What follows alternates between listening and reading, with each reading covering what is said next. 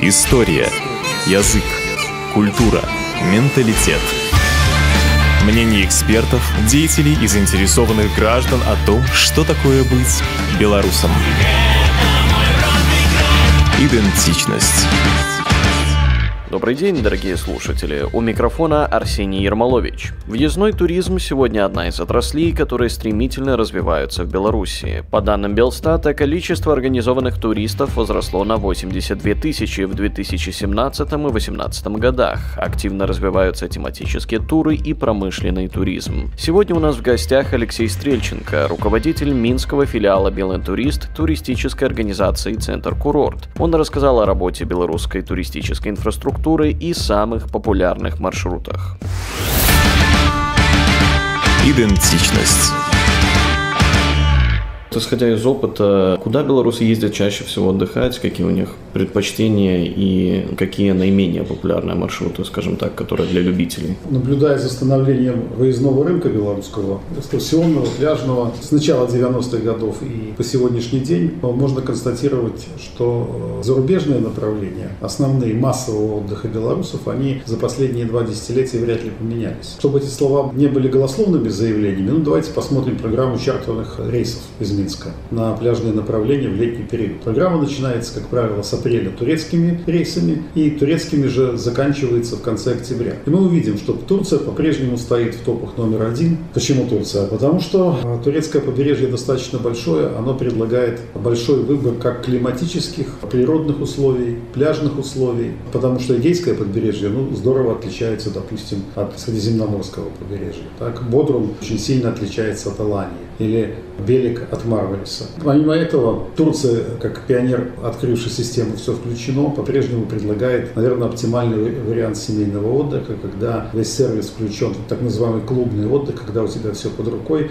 и заплатив за путевку, ты больше не тратишь. Белорусы вообще, по моему убеждению, не совсем та нация, которая много оставляет за пределами пакета во время отдыха. На познавательный отдых, на экскурсионный, да, а вот траты на гулянки и даже и на шопинг не так велики, как у наших, допустим, соседей из России. Но это обусловлено финансовыми возможностями. Поэтому этот первый топ 3-5 стран, которые лидируют в выездном отдыхе белорусов, он мало изменился. Это Турция, это Болгария, это Испания, это, безусловно, Кипр, это, безусловно, Египет.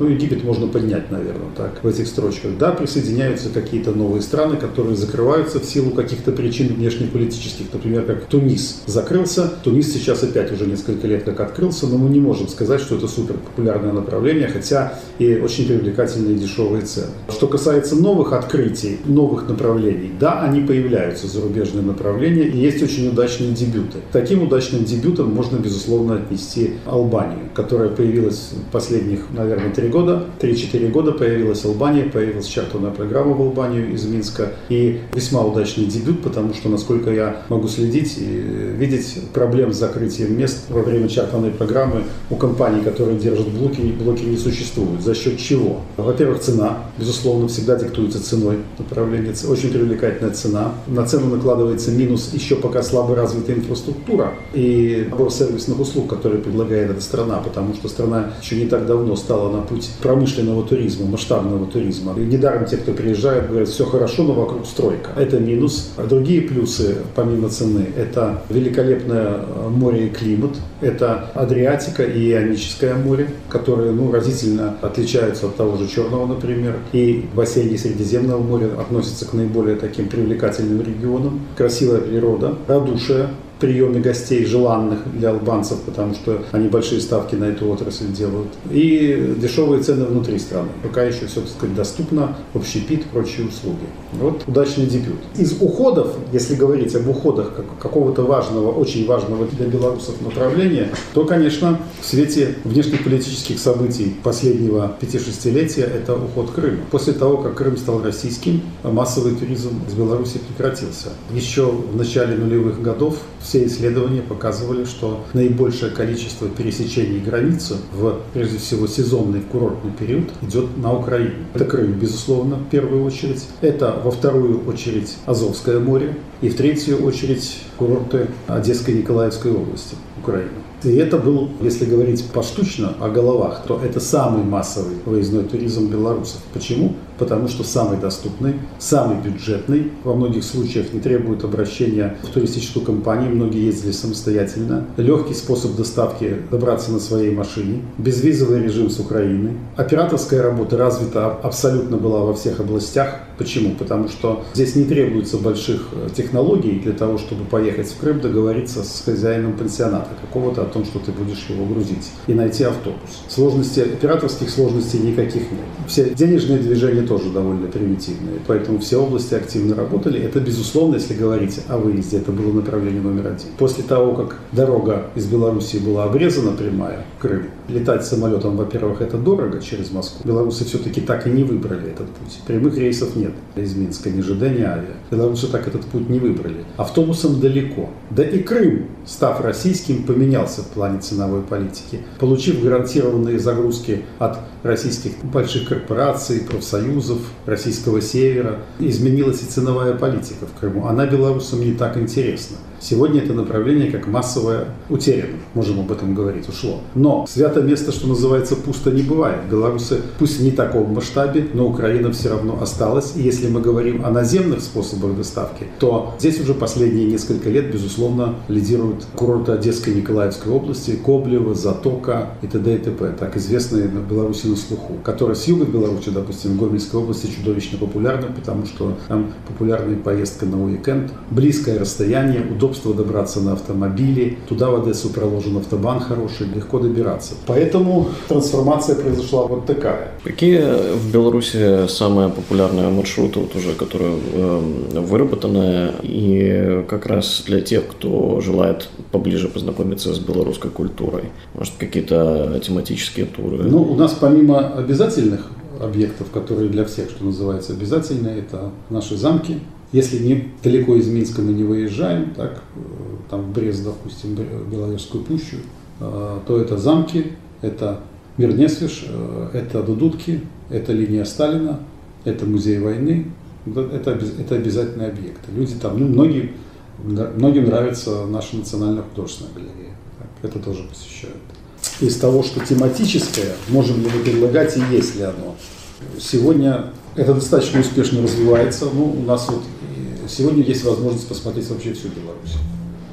Да, это русскоязычные группы, но все-таки не забываем, что у нас основной клиент – это наш сосед российский. Пока еще, конечно, ни китайцы, ни пакистанцы у нас по Полесью ничего не заказывают. Но, может быть, мы придем к тому, что и будет. Но сегодня предложение сборных русскоговорящих групп сегодня в сборках. Вот стоит, приведу пример. Есть один оператор, но продают те, кто занимаются. Вот мы в центр-курорте, у нас есть Ветлево, наша онлайн-система бронирования, там это можно забронировать. Есть разные операторы, но вокруг него группируются те, кто продает это. И все продают эту сборку. Неважно, сколько ты одного человека продал, он все равно уедет. Названия сами за себя говорят. Мир белорусских местечек. Буцлав, глубокая Мусор. Это северо-запад Беларуси. Белорусская мозаика. Залесье, Сморгонь, Солы, Островец, Гирвяты. Но это уже Гродненская область, это уже ближе к Литве туда, так? Это тоже своеобразие там есть большое. Это уже католическая культура, это костелы. Допустим, Полесская Одиссея. Слоним, Жировище, Ружаны, Косово, Пинск, Мотель, Туров, Гомель. Сегодня это в сборке, если это можно купить тематически и посмотреть Беларусь. К тематическому туризму, безусловно, нужно отнести промышленный туризм. Вначале, когда объявили, что будем делать на каких-то больших предприятиях, надо сделать экскурсии, был какой-то определенный скепсис, кому это интересно. Сейчас могу сказать, что вот у нас самый распространенный и, наверное, сегодня самый слышимый, самый распространенный промышленный тур – это по Белазу. Вот есть еженедельно сборка «Белаз в мире гигантов». Кроме этого, часто иностранцы заказывают Белаз. Я могу сказать, вот когда мы проводили компанию «Вальмей» корпоративное обслуживание, вот это на более чем 2000 человек, было же много инспекций до мая, мы приняли 3 инспекции. А в январе 2019 года приезжал владелец этой компании, господин Гулиан, он гражданин Малайзии, проживает в Малайзии. И более того, там в Малайзии за заслуги перед страной можно получить почетный титул член королевской семьи Малайзии. Он имеет такой почетный титул. Это миллиардер, это, там в жизни, что он все видел, наверное, так, и такой уже взрослый 60. И он отмечал, кстати, здесь в Астории мы отметили 60 лет его. в ресторане «Астория», который в Дроздах там. Ему понравилось, кстати. И поэтому ему понравилось, и поэтому он дал добро на проведение в Беларуси мероприятия. К чему я о нем сейчас говорю, какое отношение к промышленному туризму. Он хотел посмотреть сам. И мы старались все лучше ему показать. И там и замки, и художественную галерею, и до Дудки, там все возили его и в Сулу, так и вот. Ну и на Белаз.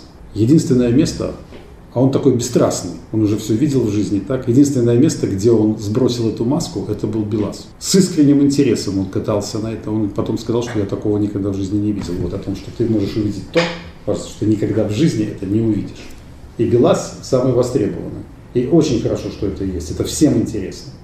Могу привести из промышленных впервые. Этим Белаз, это уже много этих заказов. Впервые был заказ сейчас, во время мы обслуживали матч легкоатлетической Европа-США. И поскольку МТЗ, тракторный завод, был генеральным спонсором, организаторы, Федерация международной легкой атлетики, они попросили спонсору экскурсию. Мы отвечали в том числе за экскурсионную программу. Она не богатая была, но не дайте какую-то нестандартную, вот к спонсору на МТЗ. И это первый раз. Раньше я не делал этих экскурсий. У них она есть. Собери свой трактор. Экскурсия. И понравилось, и это пойдет и дальше, это надо предлагать. То есть сегодня есть экскурсии, их переодевают в униформу. Есть возможность на конвейере там, закрутить какую-то гайку, принять участие, что ты собираешь трактор, покататься на тракторах. Реально интересно, потому что бренд в мире знают. Вот я недавно, в октябре уже, приехал в Пакистане на выставке был, большая выставка, и там очень хорошо Беларусь знают. Есть пакистанский завод Беларусь тракторы, все знают Беларусь, в общем, то есть такой бренд узнаваемый Беларусь. И вот такая экскурсия тематическая, она сегодня это пользуется спросом. Я как пример привожу, есть и другие объекты, но вот это такие наши передовые. А вообще тематические экскурсии бывают очень неожиданные, которые сначала не знаешь, как подступиться. Вот у меня была в прошлом году заявка. Думаю, что они еще будут. Я фильм снял, показывал его в Китае. Китайцы из Гонконга заказали мастер-класс по раскрашиванию матрешек. Никогда я этого не делал. Но в итоге, слава богу, благодаря интернету, понятно, там матрешку в магазине не раскрашенную не купишь. Где их купить? Потом художника, кто с ними будет работать. Я по наивности настоящих художников спрашиваю, я член Союза, я матрешки раскрашивать не буду. Потом меня селило, что не надо, есть же кружки там в школах, которые художники, тоже художник, закончил там это образование, но это в школах работают, нашли, кто с ним этим занимался в итоге. И они хотели это не в необычном месте, не просто в какой-то мастерской или в ресторане зал снять какой-то, в необычном месте. В итоге они на усадьбе, очень живописном пруд, возле пруда, на берегу пруда, на усадьбе, под навесом, кругом рыбацкие сети, там всякие деревянные скульптуры. У меня есть фильм, я снял фильм, нанял профессионального оператора, в Китае его показывают, этот фильм. Хороший фильм, и они с таким, для меня было открытие. Там большинство мужчин было, они 1,5 часа самозабвенно разрисовывали матрешки. И так красиво получилось. Но это национальное что-то, это сосредоточение, они так тонко выводили все это. Просто было удовольствие за ними наблюдать. Вот такая тематическая экскурсия. Ну, сделали, все довольны, все счастливы. Поэтому, если говорить, и наши передовые объекты идут по этому пути. Сегодня у нас Несвиж предлагает квесты различные, их заказывают, иностранцы заказывают, всем это интересно под перевод. В мире часто мы заказываем анимационная с угощением встреча шляхетская, когда в шляхетских костюмах выносят угощения, встречают с музыкой аутентичной. Вот сегодня это есть, это развивается, этого надо больше.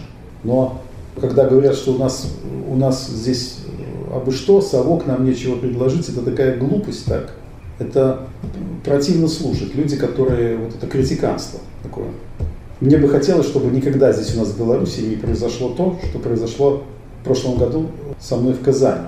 Вечером я с группой своих товарищей, там, будучи в Казани, на экскурсии. Мы подзаблудили и спросили, как пройти к гостинице. Нас спросили, а вы что, не местные, откуда, из Беларуси? Молодые люди, в центре Казани. А что вы здесь делаете? Как что, приехали на экскурсию посмотреть ваш город. Думали, что они как-то нам что-то покажут еще. Ответ был, а что здесь смотреть? Я очень хотел бы, чтобы в Беларуси ни один гость такого не услышал.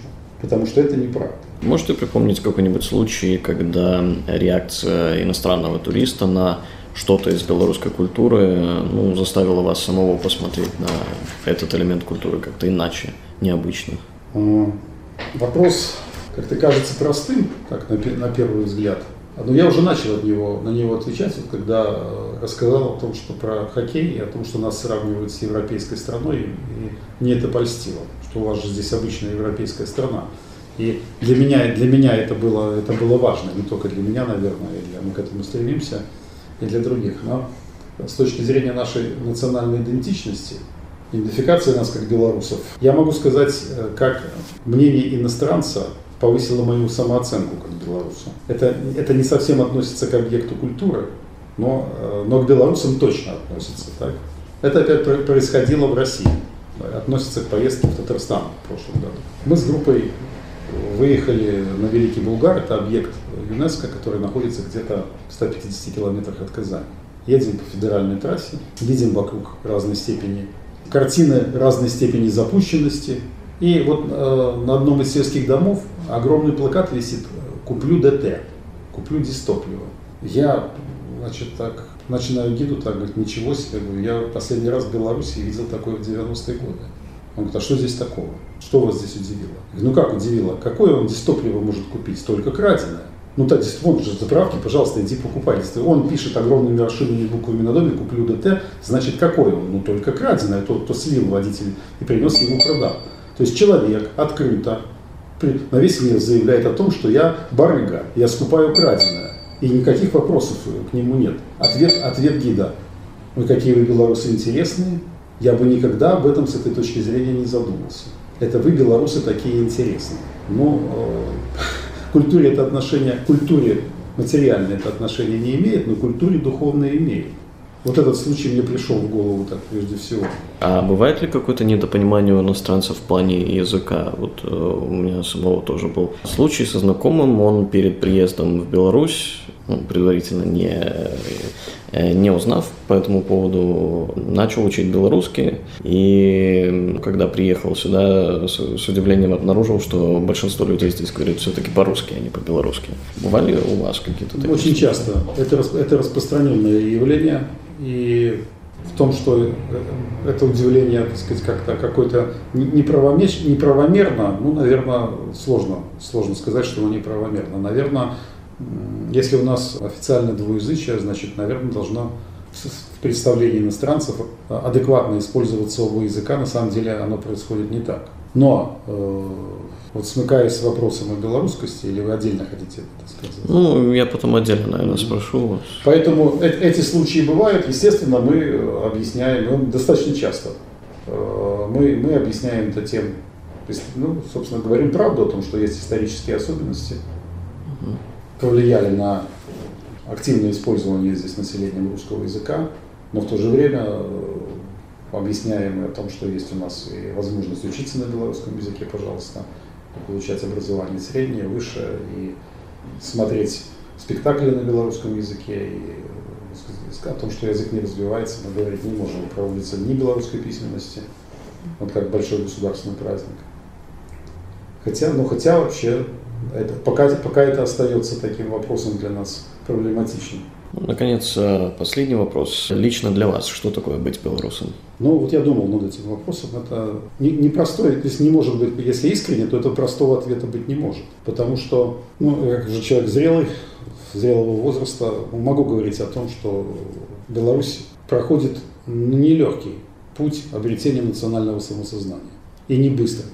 С другой стороны, белорусы молодая нация. Я могу это, не будучи ученым-исследователем этих вопросов, но будучи практиком туризма и работая с Китаем, когда у китайцев берешься за голову от непонимания их действий и не можешь найти какой-то логики во взаимоотношениях, в их поступках, меня успокаивает то, что я думаю, это нация с 3000-летней историей, более чем 3000-летней историей, которая очень имеет твердую национальную идентичность, не размытую, пытались размыть. Процесс колонизации, очень сложный 19 век, первая половина 20-го, так? Страна подвергалась агрессиям различным. Так?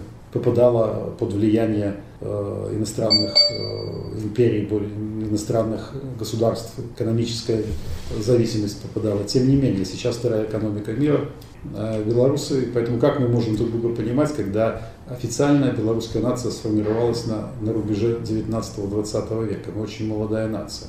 И история 20 века не сильно способствовала формированию нашего национального самосознания. Те качели, которые очень сильно раскачивали, и Беларусь в том числе, не позволяли стабилизироваться.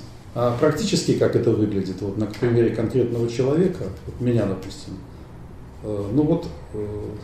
мне вспомнилось, в 1987 году, совсем еще молодым человеком, меня принимали в КПСС, Коммунистическую партию Советского Союза. Прием осуществлялся в таком коллегиальном органе, бюро райкома, где там собирались более старшие товарищи, задавали разные вопросы и оценивали, достоин ты быть коммунистом или нет. Я вот на всю жизнь запомнился очень этот случай. Сейчас, вот, когда вы задаете вопрос, я вспомнил об этом.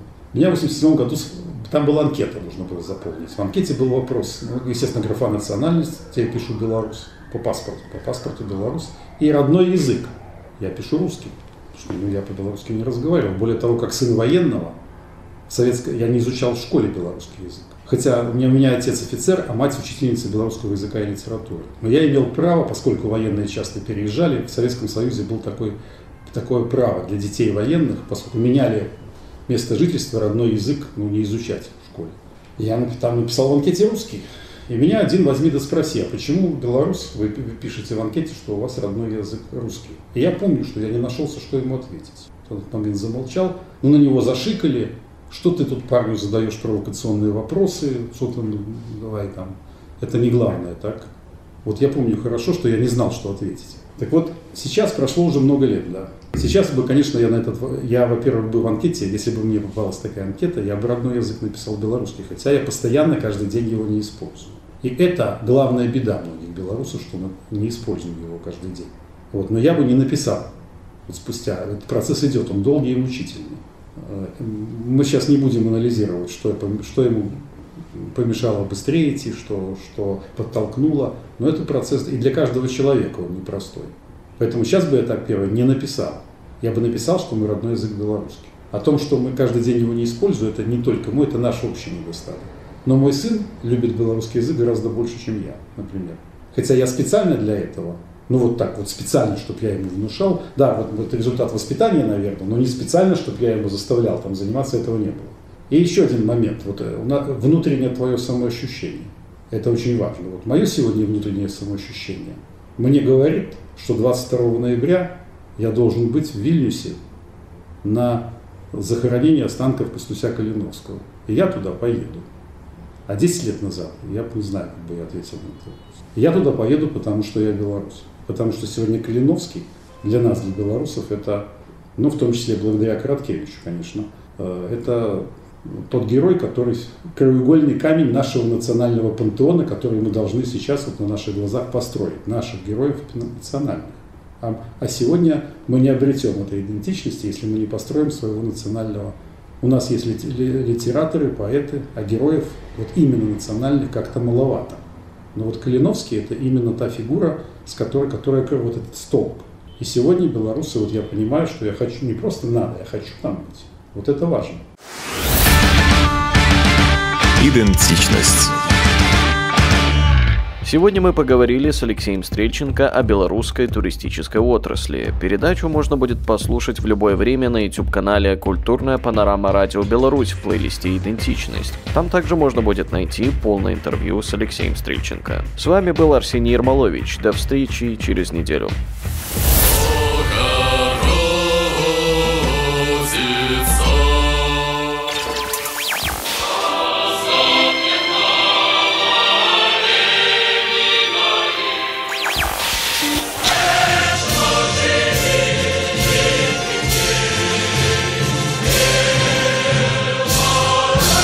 Идентичность.